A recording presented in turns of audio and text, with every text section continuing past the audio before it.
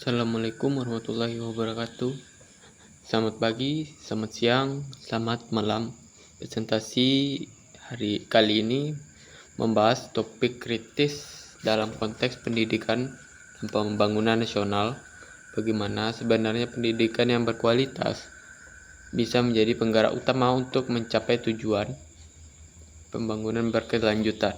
Kita akan mengeksplorasi sebuah kerangka konseptual yang saya kembangkan berdasarkan kajian mendalam terhadap lebih dari 40 sumber ilmiah. Kita masuk ke latar belakang masalah.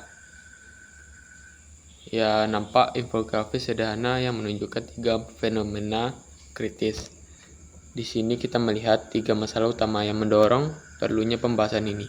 Pertama, dunia pendidikan menghadapi apa yang disebut dengan Bank Dunia sebagai krisis pembelajaran. Banyak siswa bersekolah, tapi tidak benar-benar belajar hal-hal yang esensial. Kedua, data PISA 2019 menunjukkan capaian siswa Indonesia masih memprihatinkan, ditambahkan kesenjangan tajam antara wilayah maju dan daerah 3T. Dan ini yang paling fundamental, yaitu pendidikan konvensional yang hanya berorientasi nilai ujian, malah berisiko melanggengkan pola pikir konsumtif dan eksploitatif yang menjadi akar masalah yang tidak berkelanjutan. Maka muncullah pertanyaan esensial, bagaimana mendefinisikan ulang kualitas pendidikan agar benar-benar bisa menggerakkan transformasi. Lanjut ke tujuan penulisan. Kita nampak diagram yang menunjukkan hubungan SDG 4 dengan SDGs. Artikel ini mempunyai 3 tujuan spesifik. Pertama, kita ingin menganalisis dan mensintesiskan konsep pendidikan berkualitas dan perspektif berkelanjutan. Kedua, mengidentifikasikan elemen-elemen kunci apa saja yang membentuk pendidikan seperti itu. Ketiga, dan yang paling praktis itu mencari tahu peluang dan tantangan implementasinya di Indonesia. Mengapa itu penting? Karena SDG 4 tentang pendidikan berkualitas bukanlah tujuan yang berdiri sendiri. Ia adalah fondasi dan pengganda bagi pencapaian semua SDGs lainnya. Pendidikan yang transformatif bisa sekaligus mendorong kesehatan, kesetaraan gender, pertumbuhan ekonomi, dan aksi iklim.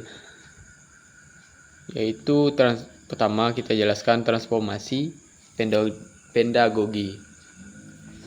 Ini adalah pilar pertama dalam kerangka kita. Saat ini banyak sekolah yang hanya menambahkan materi sebagai tentang lingkungan atau SDGs sebagai pelengkap kurikulum. Ini yang disebut pendekatan add-on.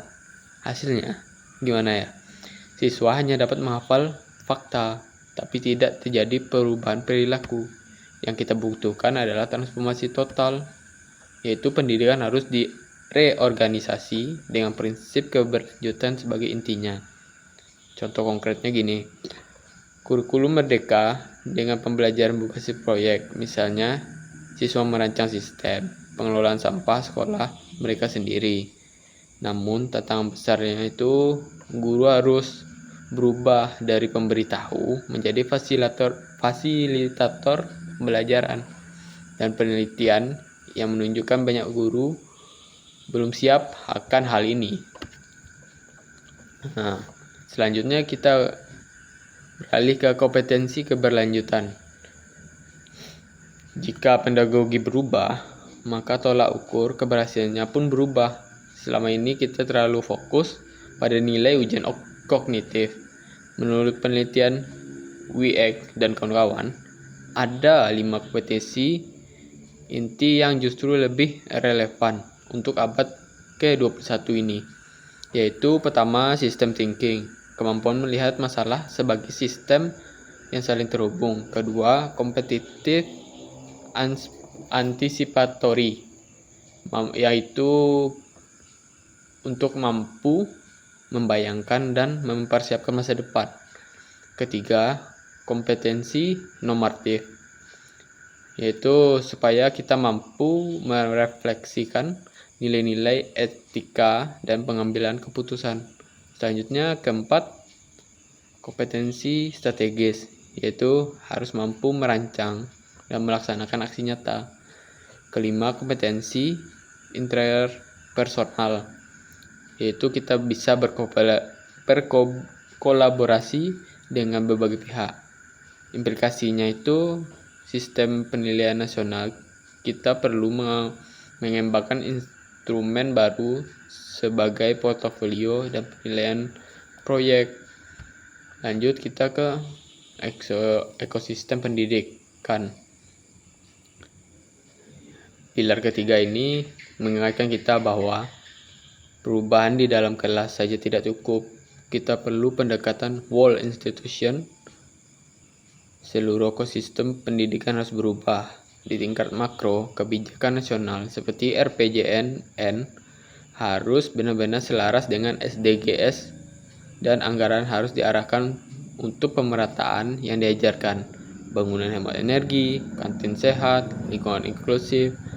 Di tingkat perguruan tinggi, perannya 3 kali lipat, tidak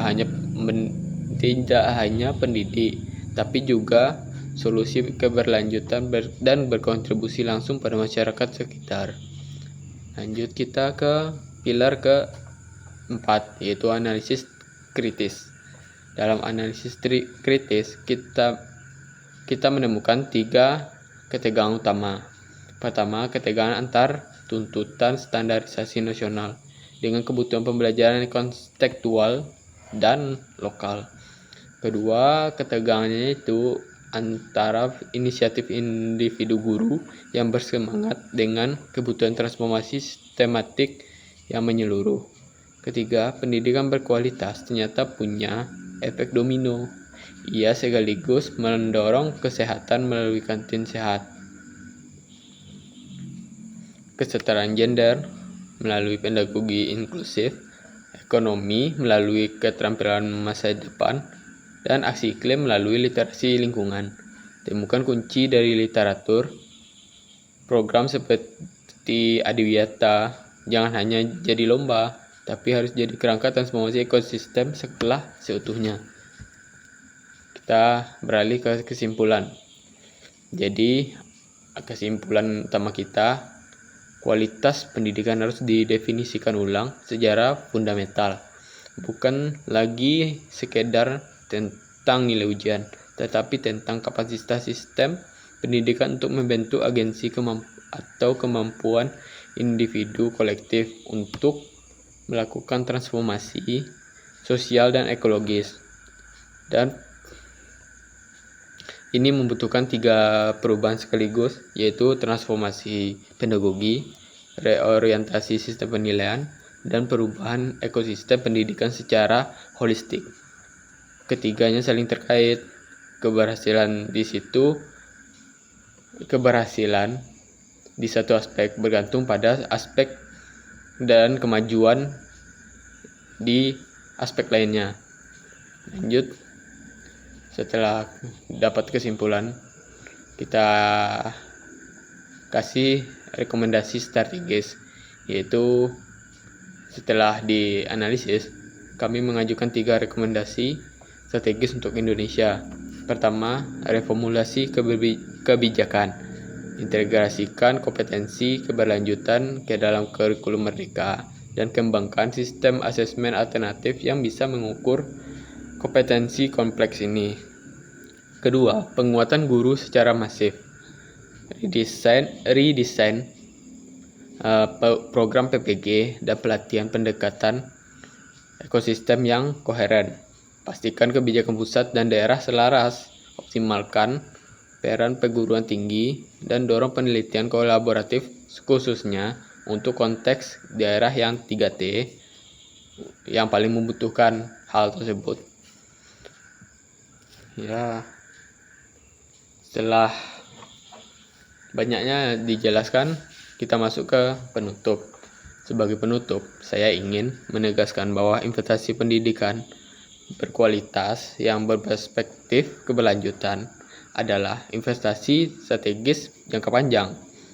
Ini bukan hanya tentang mengatasi krisis pembelajaran yang ada sekarang, tetapi tentang menjawab krisis keberlanjutan yang menentukan masa depan kita semua. Artikel ini saya buat untuk memberikan kerangka konseptual yang implementatif, yang memadukan wawasan global dengan konteks lokal Indonesia, dan rekomendasi kebijakan yang berbasis bukti ilmiah. Pendidikan yang transformatif adalah kunci untuk membangun Indonesia yang tidak hanya cerdas, tetapi juga adil, lestari, dan untuk generasi mendatang. Terima kasih atas perhatiannya. Saya sekarang membuka sesi. Terima kasih atas perhatiannya. Sekian presentasi saya. Saya tutup. Assalamualaikum warahmatullahi wabarakatuh.